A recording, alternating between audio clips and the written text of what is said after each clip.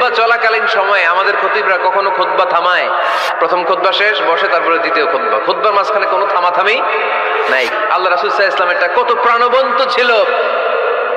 আল্লাহ রাসূল সাল্লাল্লাহু আলাইহি ওয়াসাল্লাম সোসাইটি ওরিয়েন্টেড একজন পার্সোনালিটি ছিলেন, সমাজের মানুষ কেন্দ্রিক, খুব সামাজিক ছিলেন আল্লাহ রাসূল সাল্লাল্লাহু আলাইহি ওয়াসাল্লাম। এজন্য খতিব হবে এরকম প্রাণবন্ত খতিব। সমাজে কি চলে, কি ক্রাইসিস, কি সংকট, ইয়াংরা কোন সমস্যায় ভোগে, আমাদের রাজনৈতিক অঙ্গনে কি সমস্যা, আমাদের অর্থনৈতিক অঙ্গনে কি সমস্যা, আমাদের সামাজিক অঙ্গনে কি সমস্যা, আমাদের পরিবারগুলোর ভেতরে কি ঝামেলা, প্রত্যেকটা কথা মসজিদের মিম্বার থেকে আসার দরকার আছে না নাই?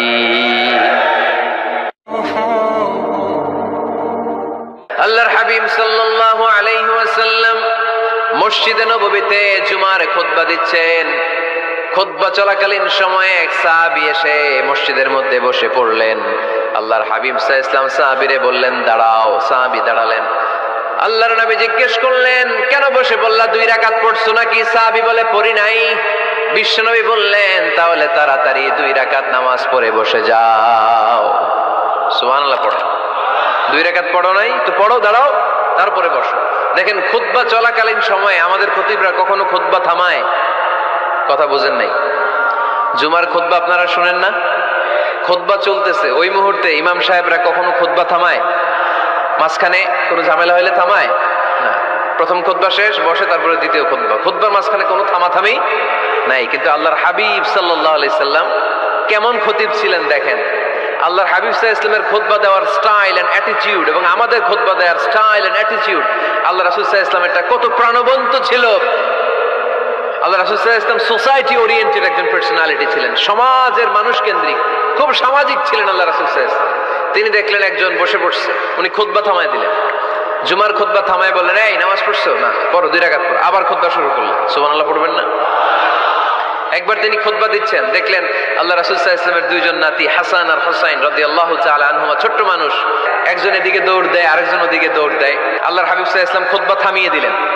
মিম্বার থেকে নেমে আসলেন, 2 নাতিকে 2 হাতে ধরলেন, ধরে আস্তে করে জান্নাতের এই 2 সর্দারকে নিয়ে মিম্বারের উপরে দাঁড়ালেন। এই হাতে এই নাতি, ওই হাতে আরেক নাতি। এরপর দাঁড়িয়ে দাঁড়িয়ে তিনি বাকি খুতবা দিলেন। পড়েন সুবহানাল্লাহ। কত প্রাণবন্ত খুতবা। উনিও খুতবা দিতেন, আমরাও খুতবা দেই। আল্লাহর হাবিব সাল্লাল্লাহু আলাইহি ওয়াসাল্লাম খুতবা দিচ্ছেন। এক সাহাবী এসে বলল, ইয়া রাসূলুল্লাহ, মদিনায় দুর্ভিক্ষ, বৃষ্টি নাই, আপনি বৃষ্টির দোয়া করেন। রাসূল সাল্লাল্লাহু আলাইহি ওয়াসাল্লাম খুতবা থামায় দিলেন। থামাই দিয়ে দোয়া শুরু করলেন, আল্লাহুম্মা আসকিনা গাইসান মুগীসান মারিআন মুরিআন নাফিআন গায়রা দার আজিলান গায়রা আজিল। আল্লাহ, উপকারে বৃষ্টি দেন, যে বৃষ্টিতে আমাদের ফসল জন্মাবে, সবুজ ঘাস লতা পাতা জন্মাবে, আমাদের গবাদি পশুর রিজিক বাড়বে, এরকম উপকারে বৃষ্টি আমাদেরকে দিয়ে মদিনাটারে ধন্য করে দেন। বৃষ্টি শুরু হলো। জুমাবার বৃষ্টি, শনি রবি সোম মঙ্গল বুধ বৃহস্পতি শুক্র, টানা 7 দিন বৃষ্টি। এবার বৃষ্টির চোটে মদিনায় বন্যা হয়ে গেছে।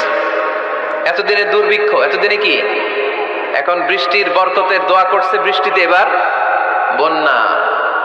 যেই সাহাবী বৃষ্টির জন্য দোয়া করতে বলেছিলেন, পরের জুমাবারের খুতবার সময় এসে ওই সাহাবী বলেন, ইয়া রাসূলুল্লাহ, আবার খুতবার মাঝখানে, ইয়া রাসূলুল্লাহ, আর বৃষ্টির দরকার নেই, আর দরকার নেই, এবার বৃষ্টি বন্ধের দোয়া করেন।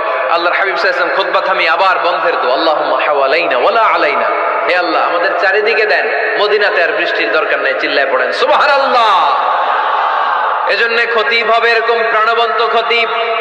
সমাজে কি চলে, কি ক্রাইসিস, কি সংকট, ইয়াংরা কোন সমস্যায় ভোগে, আমাদের রাজনৈতিক অঙ্গনে কি সমস্যা, আমাদের অর্থনৈতিক অঙ্গনে কি সমস্যা, আমাদের সামাজিক অঙ্গনে কি সমস্যা, আমাদের পরিবারগুলোর ভেতরে কি ঝামেলা, প্রত্যেকটা কথা মসজিদের মিম্বার থেকে আসার দরকার আছে না নাই?